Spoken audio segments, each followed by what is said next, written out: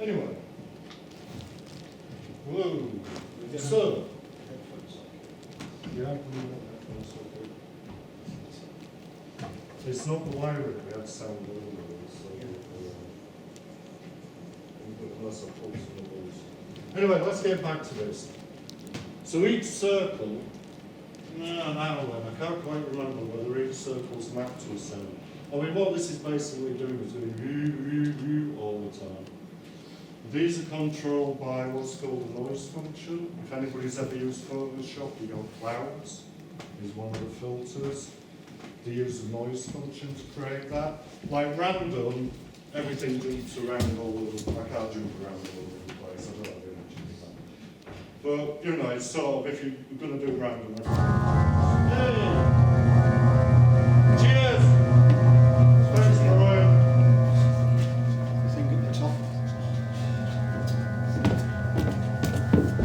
So basically, this is what it does. And then I'll just turn it up a bit so we can hear what pitch it is. And if I come down, I get pitch changes and effects changes. So I'm kind of interested in not just drawing the thing, but like what can I do with it? How can I control the sound? And also like taking the mickey out of guitarists. You know, I mean, when I first thought of this, I thought, this is going to be the thing now that everybody's got touch screens, this is going to be the thing that kills guitar culture. Because when I was 16, I thought it was a flash in the pan that lasted about 10 years, and it's lasted 3 generations. And it's like, wake up, the world has changed. Anyway, so I can do this kind of, I've got higher pitches at the top, and then there's kind of, I'm connected into effects, so that when I move from this side, I get lots of feedback, and if I'm over on the other side, I don't. It's quite hard to do this without looking at it. And then I can also draw lines. This is like my bit, because one of the ideas I was looking at is letting the computer run, and then play over the top of it. As we work our way backwards, you'll see that I had a lot more control in the old days, which is about a year ago in these terms. But it also stops the animation, which I think is quite cool, because when I let go, you just get a sudden jump. So it gives me a bit of like filmic control over it. I can sort of mess it all up and stuff. But, you know, these red lines, they're not particularly nice. It's sort of, it's all a bit garish, and it looks quite old-fashioned to me. I mean, the next one I've got to show, I'm again using sort of more Photoshop-y type tricks to just put total effects on it, and again, it's like a bit old-fashioned looking. Everything looks clean and nice these days, as far as I can tell, but I don't get out of a lot. Joe, let's kill this one. Right, and this is what I'm doing it with. This is processing. I don't know if anybody's likely to have heard of it. It's a bit of software that came out of MIT about 10 years ago. A couple of guys at, I've forgotten which section it is. Ben Fry and Casey Reese did it. They've kind of, in computer arts circles, they're really big for having designed this. And the idea is it takes all the difficult technical computerish stuff away from using programming techniques. So I can mess around with it all.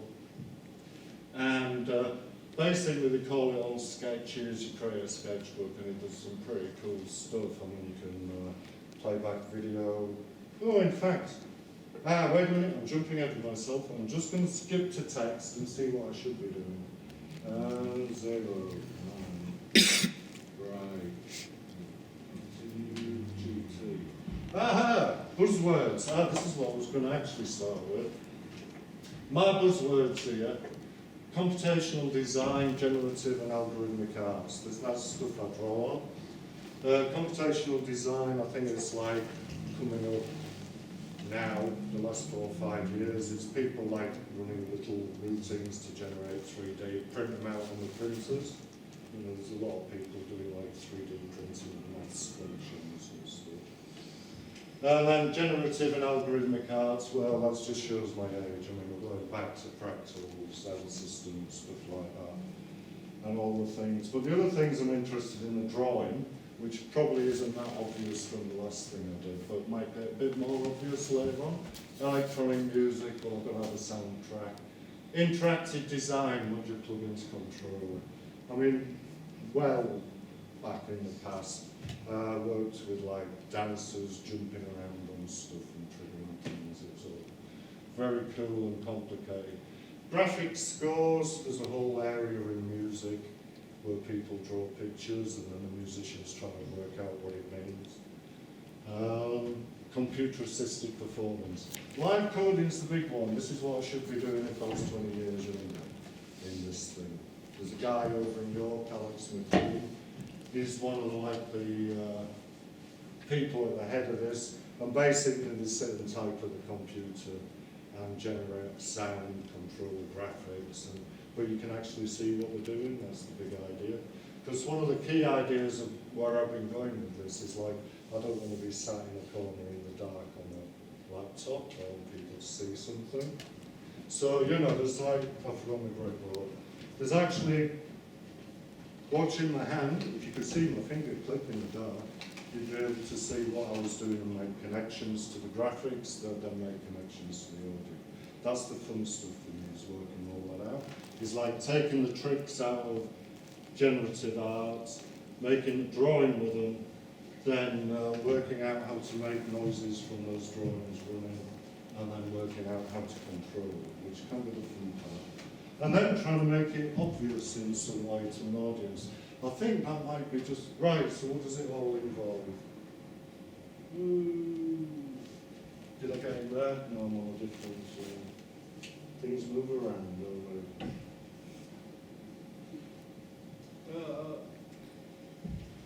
Yeah, right, I think I was getting onto this. Something to watch instead of someone just looking at a laptop. I mean, this is quite old-fashioned, I think, now as well. It's kind of a 90s concern. But the live coding people solve the problem better than me, I'd say. Integration between audio and graphics. Well, it's composed. That's quite a big thing for me, because I've had people saying, well, what's the difference between what you're doing and writing an app? And the thing is, like on an app, most app things that I've looked at that are similar to this, they're instruments. You know, you can actually start, you can control it in different ways. There's nothing there that the composer has put in, whereas it's got a beginning, a middle and an end as my stuff, but as most of them are 15 minutes at least. I'm not going to be able to prove that to you. I was hoping I'd be able to jump around in the video a bit and do that. So I'm kind of imagining it as being for performers, but in terms of where I'm going with this, I might just end up next year trying to knock out a few Android apps or something. And forget about V9. It'd be nice to make some money out of it. And as I said earlier, the audience needs to have a link between. There has to be some kind of link. But I kind of sort of stole somebody's idea. I've not tried this yet. I think it'd be quite interesting to have it where the link disappears, so even the person performing the piece isn't quite sure what's coming out of what they're doing, and then it can come back again, so you can, you know, like 2 lines and then you go apart and then come back together again, which is pretty cool, I think, but it might not be in reality. How did I get here? Well, that's stuff I'm interested in, but let's go back to here. No, hang on.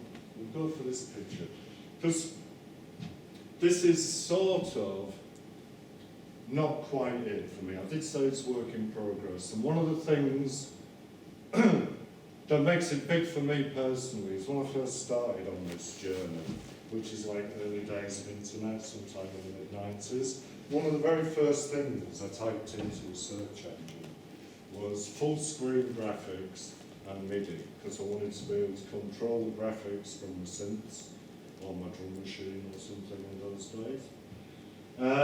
And this is actually running MIDI sound. And I actually worked all this out about 4 weeks ago, because until that point I couldn't barely get audio to work. So I'll just give a quick, this is cool stuff. You may not see me because you're probably more visual than audio, but this is my patch bay. I can connect control messages from anything to anything in the machine using this MIDI stuff. I did think it was really old-fashioned, but I'm really going to like it. Can sit for hours. Then I got the audio stuff at the moment. I got 3 audio outputs. We've lost the web browser, which was working beautifully at 10 o'clock last night. Anyway, this is all fun stuff. This is just my audio stuff. Jack is the thing that controls audio. If you've ever done any audio, Mac people can get access to Jack, Windows people as well, and it gives you all this really cool stuff. And then the next thing, this is getting more interesting. These are my voices, so I've got, these are just basically sound fonts. There's about 3 different ways of doing computer audio, synthesizing it, using samples, and these are sound fonts, so you just basically get sounds.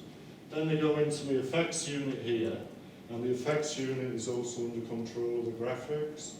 So I've got a delay. Basically, when I get down here, the feedback's massive. When I get up here, it's really fine.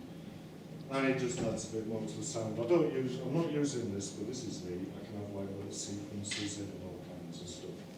So I could be triggering a sequence from a graphic in that, and then that could come back and be doing something else. So, you know, if I kind of make an obvious click to the audience or touch a screen, because initially, I mean, I was out of it for about 4 years until 18 months ago.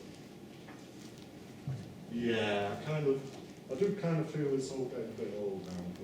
But anyway, I won't keep repeating that, otherwise you'll believe me. So the next thing, I'll show you another one, because I've got a feeling, no, not quite. Shall we just try a bit more stuff? So, oh well, joy. So this is now back to August from November, so it does take me a while to work on these things, but that's because it's just so much fun doing other stuff on the computer as well. Like, you know, I must have spent an hour deciding on what colour the top of the thing was, where it says August 29th processing 2. Anyway, so this is like what I'm doing to use it. But instead of using MIDI, God, I hope this works. I'm using this. This is what I use to write my synths in. This is real old school. I mean, most of the people who work on this are my age. There's probably a better one called Super Collider, which has been around for 10, 15 years now.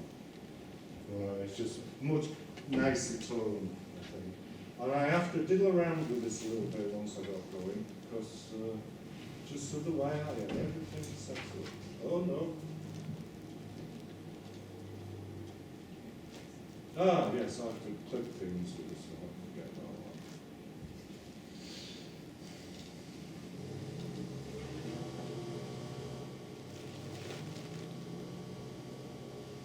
Well, let's make some noise, because I'm not convinced.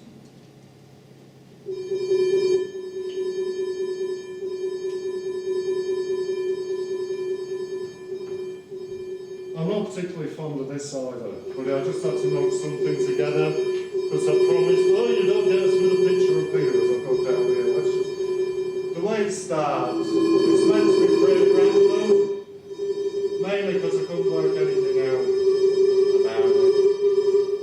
And I say like as we get, you know, I've got to draw these things in, that's the first thing. I'm not, yeah. And basically all that's happening is this is fading in and out. Where I place them means something. I think the size of them gives me a bass. Yeah, I think you can hear that.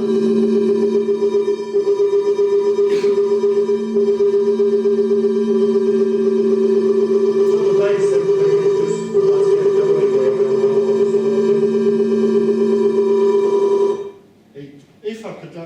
video, I could show how it all gets smoother and nicer and cleaner towards the end. So it finishes off with this nice thing. Unfortunately, with this kind of thing, I can't jump around in the middle of it. It's like, start it and you're done. The main thing that was interesting to me about that was just like working out, the hardest part was working out how to make a line that goes up and then just goes down like that. And then making it appear wherever I wanted on the screen so I could get the audio fading in and out. But again, I mean, it was like, that was just a rush job. So like the last one, work in progress, rush job. I'll move on to the next one, which I'm kind of beginning to think I'm going to not have a lot to talk about. But 5, noise walk velocity. This is a lot cooler. I stole a big chunk of code from this guy, Daniel Schiffman. He's basically made all the things that look really cool in the 90s. Easy to use, all the really computer science stuff. You can just, it's turned like making this kind of work from being sort of a programming thing to being almost like collage. You can just take somebody else's work, lift a big chunk of it out, dump it in the middle of your own bit, and all you really need to know is how to connect it together. I mean, this bit here, I don't understand how any of that works, but I do know that I have to tell it where this is, down here. And that's about all I know about how that works. I just copied it and pasted it, and it does it. So it's kind of, well, I prefer it to working with things like Flash and stuff anyway. But, which is all, that's like just knocked off the thing. So hopefully this one will appear to be a bit sort of cleaner, a bit more sophisticated, because when I started with all this, I was a bit cleaner and a bit more sophisticated. But, again, it's sort of the red dot. I mean, that was, somebody suggested I should give by saying cross-leg with this on a pane of glass. So as I move the red dot around, you see what was happening. But I never go as far as the pane of glass. So this one,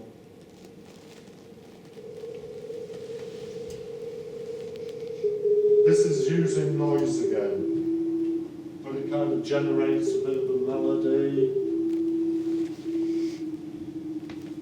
It's not too bad. So what I can do then, you see, I've got it within that line. I'll bring in another one.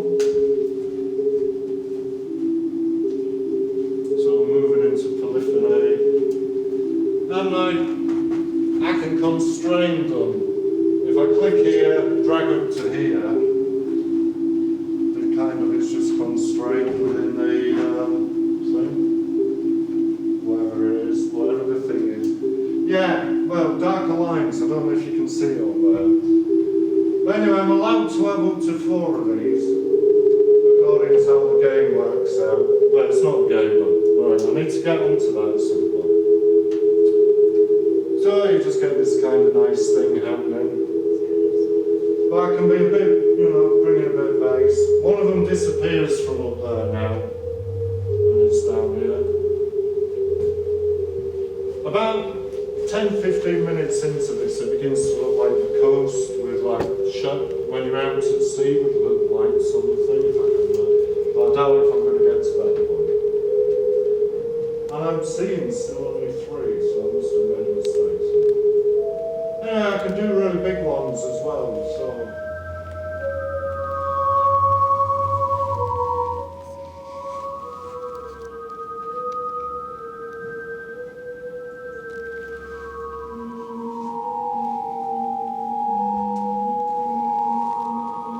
So the whole sort of event, it's just me doing that basically. But over time, things speed up in the score part of the texts that I've worked with. And, you know, you can have things whizzing around a bit and things going slowly. I can't quite remember what does that. I think it's just the length of drag. So that should be a nice slow one. And this is a zippy one. And we go the other way. And I don't know if the Is the stereo working so they're coming from side to side? I can't quite work that out. Right, it sounds the same either side. And then, this was the lucky serendipitous stuff. If I go the other way,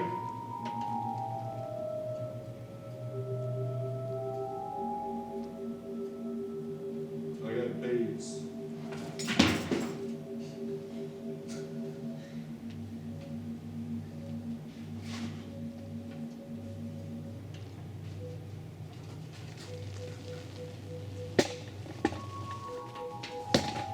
So I've got a vague kind of backing and a melody line sort of thing.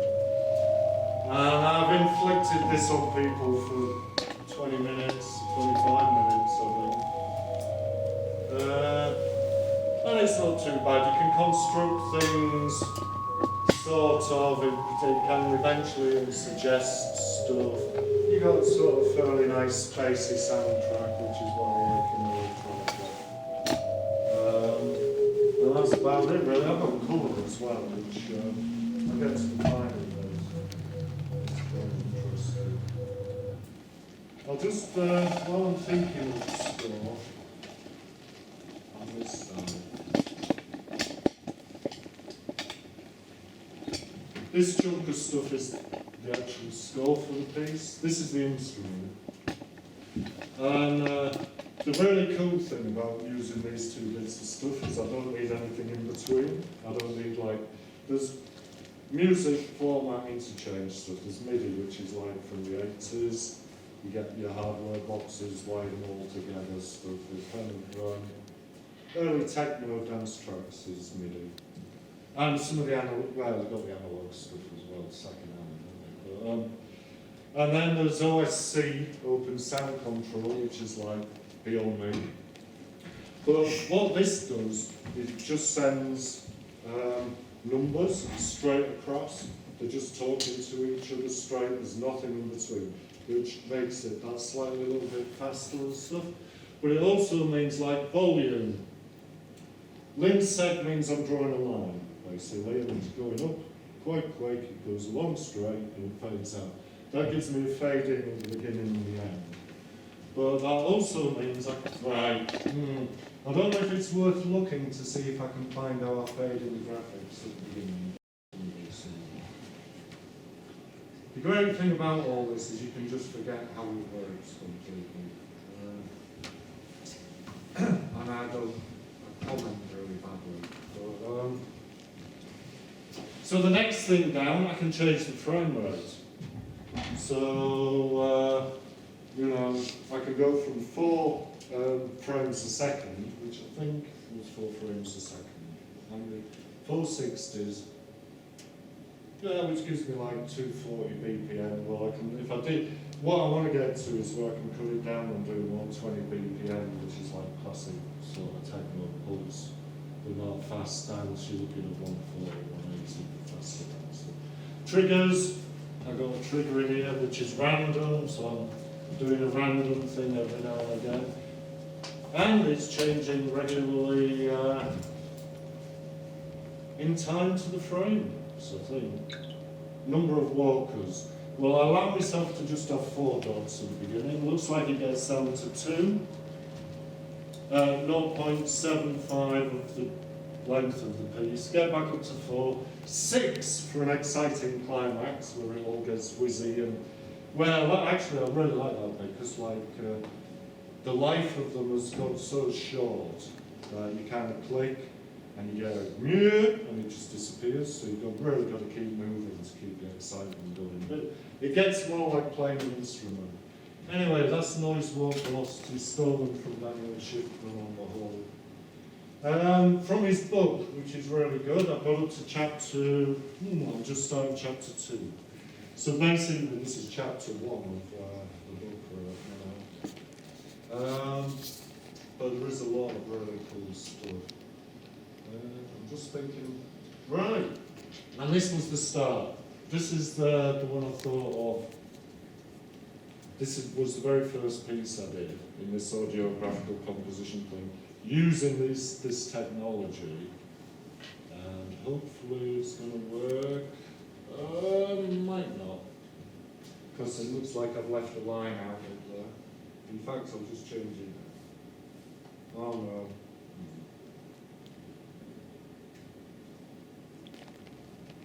Sorry about this. It's just,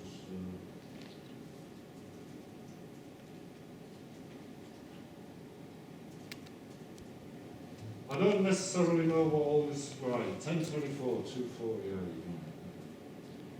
What all this stuff actually does. I just know how to use it, so that's okay. I mean, I did actually start out as a poet 2 lifetimes ago, but there's even less money in that than fine art. So. Right, hopefully this will work. Oh God, please work. I've got a feeling I have to connect to your camera. No, it'll come up. No, I just have to click buttons. So look, so this was Leeds, Newark, Yorkshire. I'm a member of that. It's mainly live artists and performance artists, and so I go along to be the token media artist type. So I think I just click and it starts. Have we got fade out? Yep. Got no audio. Let's see.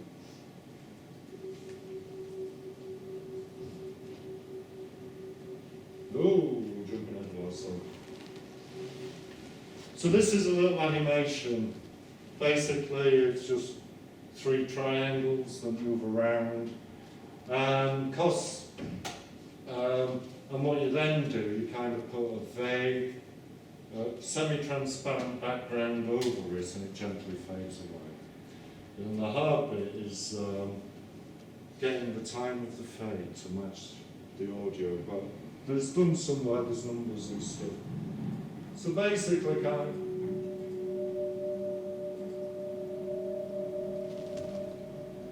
get nice sounds, really. Higher at the top, the higher they are.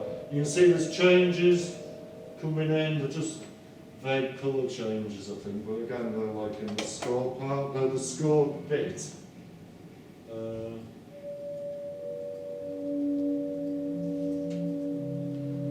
Then, to make a bit of interest, if I click and drag, it affects the size of it and the volume, so the bigger they are, the louder they are. I think there's something that affects speed as well. Yeah, there we are, we got more. If I go really fast.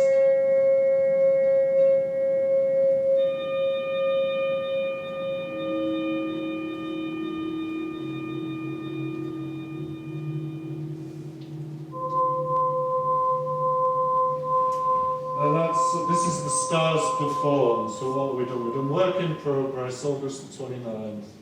Noise, Warp, Velocity, Stars Perform.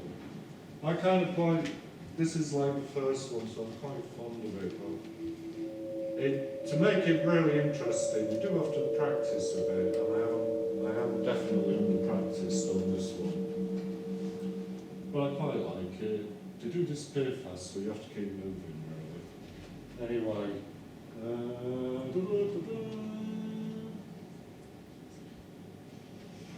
We're getting close to halfway yet. We're nearly at quarter past. Oh, wow. Well, right, well, good. I was a bit worried there, because I thought I might not have enough showing on your 4 pieces. So I included a 5th. This is more like from my sketchbook stuff. And I discovered these things on Wikipedia called parametric equations. And basically you get a lump of numbers and you can fine tune them and change them. Again, I'm not really sure how it works, but you get these kind of pretty little things happening.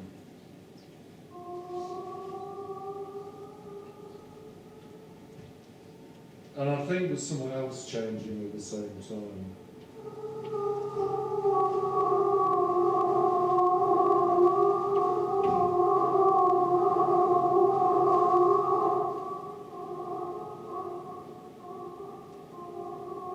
So how I might work is like spend ages just playing with this, seeing what all the possible things I can do to change it are, how the changes happen. You know, I mean, there's the obvious stuff in there. I mean, I can change the colours. This could be fading in and out instead of being white every time. But then there's a kind of well, how does that map to the sound? What's it going to control on the sound? I kind of, you know, the obvious one, if it's little, it's quiet, if it's big, it's loud. And then you get, well, colour, that's probably more like the quality of the sound, really. And I don't know, the red dots is just to show, hey, this is the one that's just been drawn, and the yellow ones are the ones being drawn. I think I'm distorting a bit more because it's not like doing a beautiful curve. I think that is actually hidden in the maths. I've got something else getting fiddled around. But I quite like it, sort of. It just, you know, I'll sit turning on and go, I'll pretend to think about this for 10 minutes while I drink this cup of tea. Yeah, it's kind of quite fun. But it is, I mean, that's just like collecting ideas. And in the collecting ideas stakes, I've kind of, this is a whole pile of stuff. Some of this is absolute rubbish,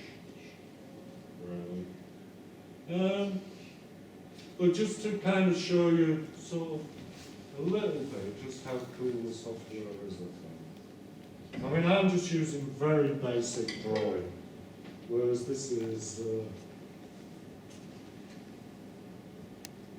no!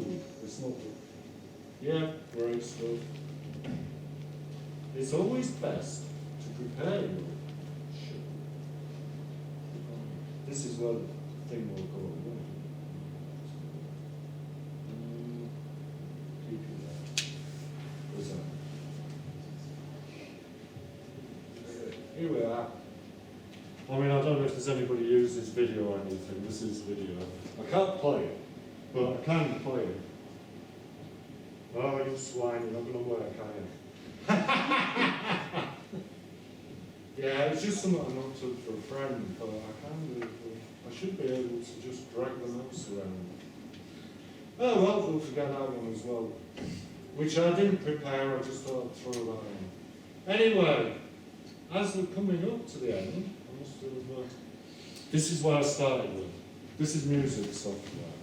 This is what I've added to it.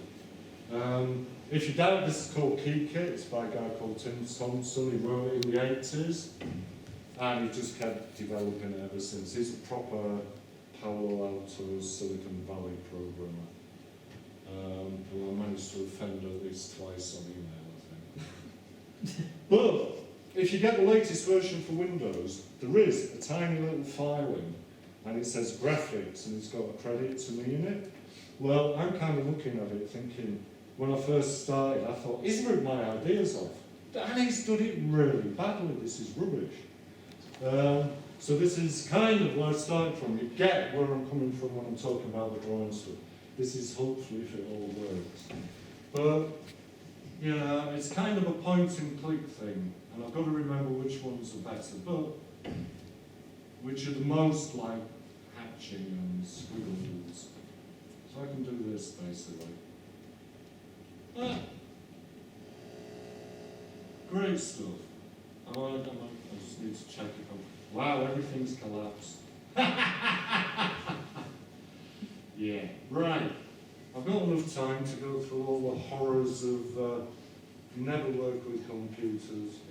Makes a lot more sense to paint and use canvas and to carve things. Well, one of the things is, when the electricity goes, you'll still have your work to show. You know, you might be doing it by candlelight, but it does make a lot of sense. This is the thing that used to infuriate me with video as well, actually. Anyway, I'll just see if I can get it work, because this is nice. It's sort of pretty. And it's not really unpleasant. Okay, swine. Oh, right, we've got that back. We're connected to there. MIDI. Right, you. Go there. Right. Okay. Right, that one's finished, so let's go to the one. See, the thing I really like about drawing books, teach yourself drawing books, it isn't all the stuff when you get onto perspective and stuff, or how to do a really fine detailed thing. It's all the stuff at the beginning that goes, try drawing loads of lines on top of each other at random. Draw them in straight lines. You know, like the hatching, the little blotches. This is what a felt tip looks like. This is what a pencil looks like. I wrote all that other stuff. It's almost like a science of drawing, which really appeals to me. So what I've got here are loads of little drawing routines, some of which work and some don't, because again, this is like work in progress. But I think that gives us one of those from the bottom. Yeah. The bigger they are, the slower they are. So which is the top one? And we get a top one.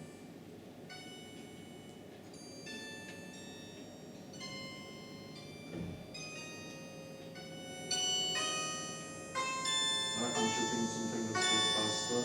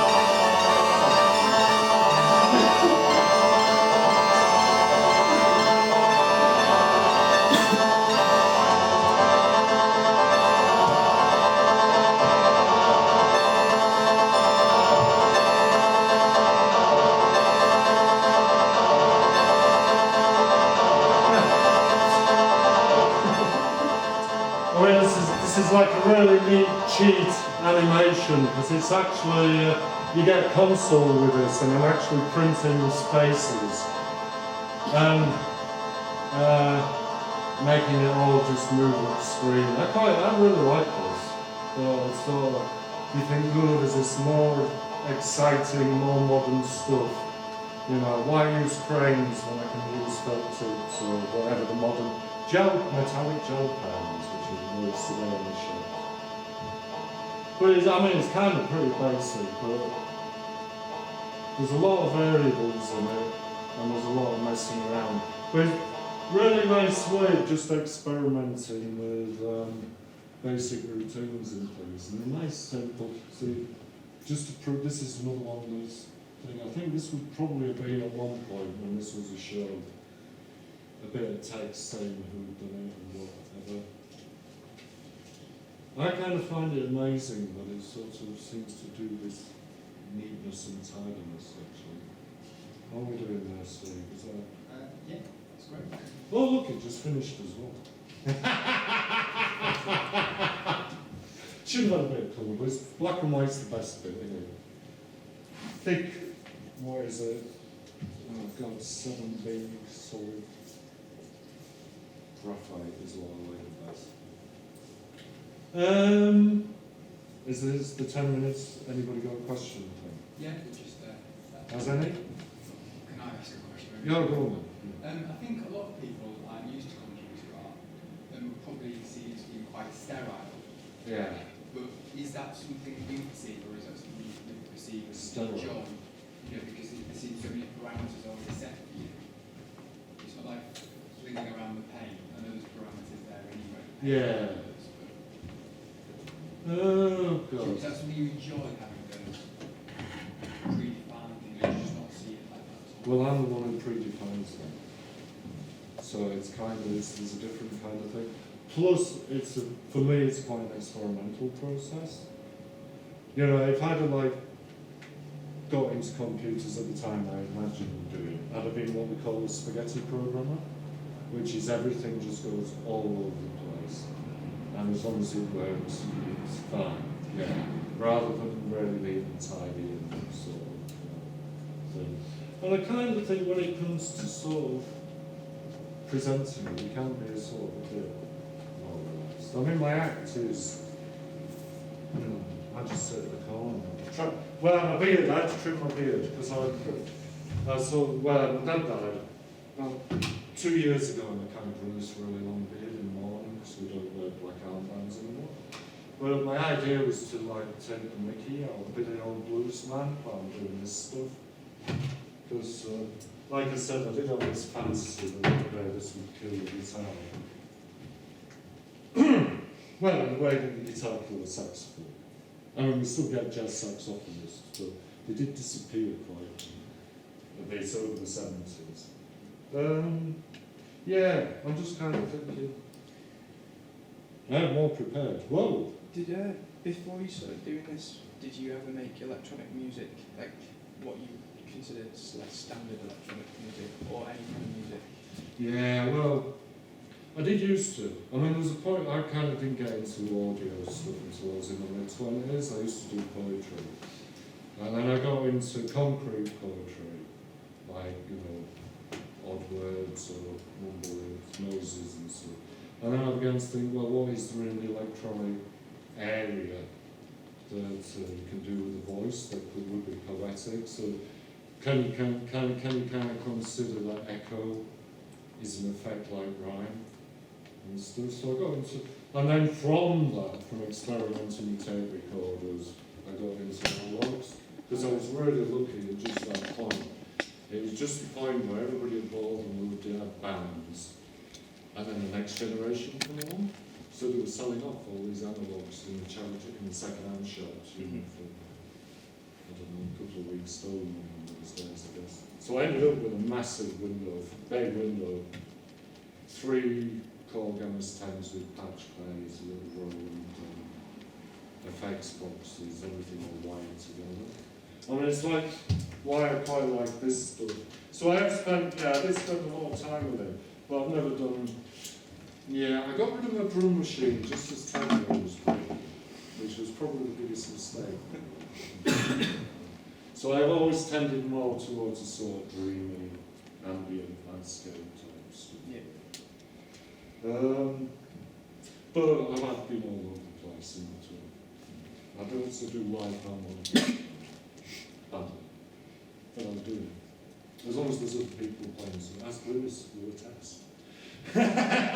Yeah, I've seen. Well, Because you play live harmonica. Because it's like a performance, isn't it, that you do playing the. Yeah, well, not the live harmonica when it starts 2 o'clock in the morning. So. And it does nicely clean itself. And there's other stuff up here, should anybody want to have a look. This stuff, this is where I'm working with a performance artist, basically. He said, let's collaborate. And he thought we were going to do performance, but I talked to him, so like, it's a lot easier, let's just go somewhere, have a walk, take a couple of cameras and hack something out of it. So they're not much good. Get a bit. There's a really boring one in Hull, not making art. For 35 minutes we don't make art in video, and we'll just walk around with a bit of Hull. I think it should be the main advert for the City of Culture stuff for the next 3 years myself. And that's about it, I think. Brian, I'm more prepared. Yeah? No, I just wondered if you do you see your stuff sort of crossing over into the games design? No, I think games I'm coming industry from at all. If you ask me what I think, in my madder and more sort of, what's the word? What's the word when you think you're the ruler of the world, but you're not? Napoleon or something. Megalomania. More schizoid moments, maybe, or more like locked in fantasy moments. I kind of see this as a different genre to gaming and to internet art and stuff. It's about performing in public. It's about trying to make the two thing with what's obvious about what you're doing. I mean, basically, I kind of hang on to that so much because when I was 17, I went to see a band, and a friend of mine said, "Oh, did you see the way the guitarist was playing his instrument?" And I thought, well, you know, it's kind of quite useful if I could work out something similar with all this stuff. I mean, I have had dancers jumping all over footpaths, but I think word of word, no, I don't see crossing over to gaming. Probably you could use the same games engines, but you're coming from somewhere different. No, there are some game students here, you see, and I just wondered if there was something that they could see, or that because it's the interactiveness of it. I mean, I kind that's of quite think of interesting. games as shooting ups and car chases. Civilization I will eventually get down to because it's the only computer game I've ever played to the end. Have you heard of Jeff Minter? I do know the name, yeah. From the 80s, and he did some psychedelic games and Right. interacting with the sound. Yeah, you see, it is like, it's kind of old school. It's stuff that didn't, I kind of always, I've had the feeling that it just didn't, nobody's paid attention to it. It was around, the ideas were around, I would say, certainly in the Amiga days. But it kind of, the gaming thing on music is subordinate to the story, to what's happening. You get you're chucking your sound effects and stuff. Whereas this is more, I'd say it's coming more from like electronic music, really. Well, Gynis, he was very keen on doing, in the 80s I think he was doing software in Paris, where he was doing graphical interfaces and stuff. And he's a big name.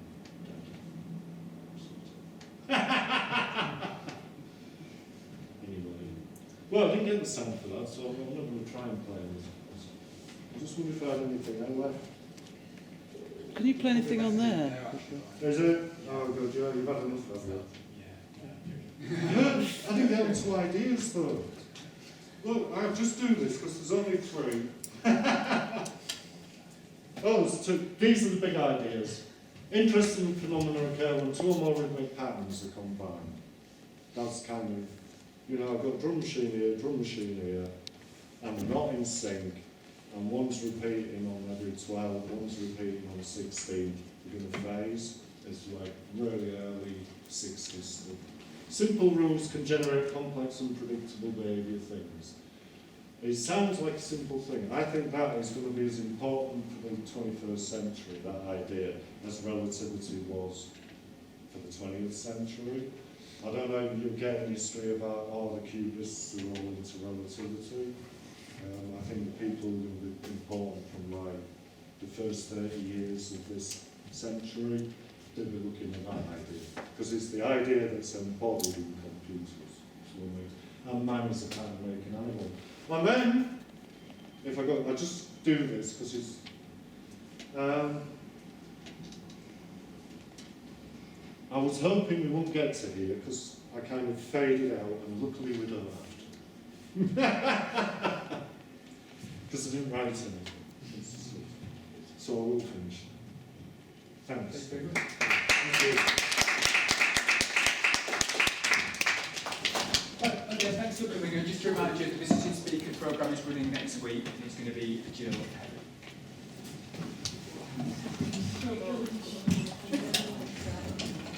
Did you enjoy that? Do you want to say something on video?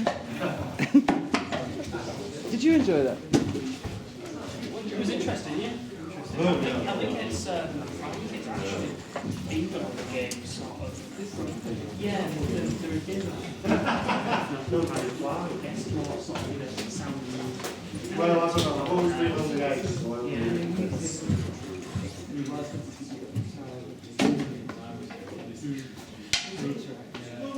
Thinking specifically about years ago, you wrote music CDs and generate a level for you based on the actual track.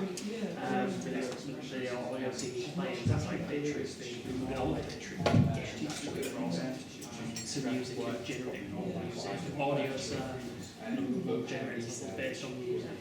So it has been covered, I think, in sort of games before, maybe not experimental. And also maybe the way for the talk about the really realise that's what it's for. Yeah, no, it was interesting. Well, we've done a video of it, so that's going to be on Google, and it might be on YouTube as well. I didn't realise they were from looking at it, but you contacted Brian Siegel, which is where the Cool. All right, thanks for coming. Thank you.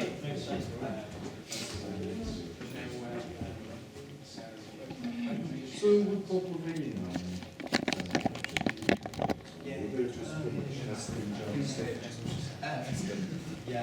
Did you two find that interesting? I'm surprised that, because I was quite interested that Fine Art came to this actually, because there's a lot of people aren't here. Well, I saw Brian at Art Link, like, I think it was last year sometime.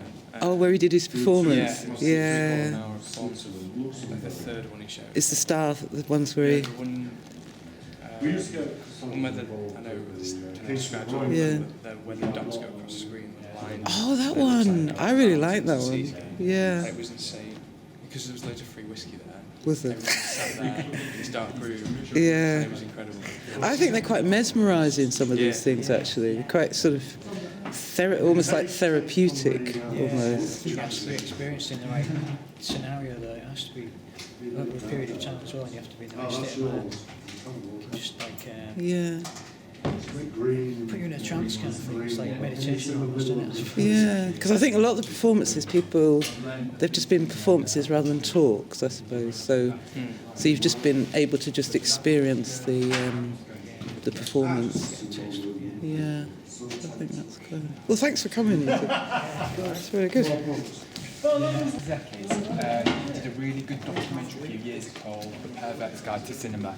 Right. It's about a psychoanalytical approach to moving image in culture in particular. And if you watch that documentary, I bet it's on YouTube. Yeah. You can buy it. Just Um, looking up really on YouTube. Yeah, it's really good. It's really good. So did you enjoy that, Steve? Yeah, it was interesting. Yeah, because I know, you know. Yeah, I made the It was mistake quite of a- watching a TED talk the other night. I don't think I can talk as fast as an American. I think they're given so they have to fit it all into a certain time.